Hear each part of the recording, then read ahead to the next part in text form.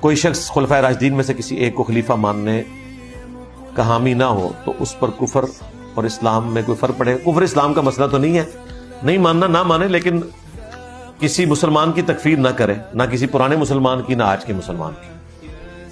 اگر معلوم ہو کہ کوئی شخص جو غیر مجتہد ہے اور وہ اجتہاد سے مسئلہ بیان کرتا ہے تو اس سے مسئلہ پوچھنا حرام ہے، جیسے غیر مقلدین ذاکر نائک اور مرزا انجینئر وغیرہ۔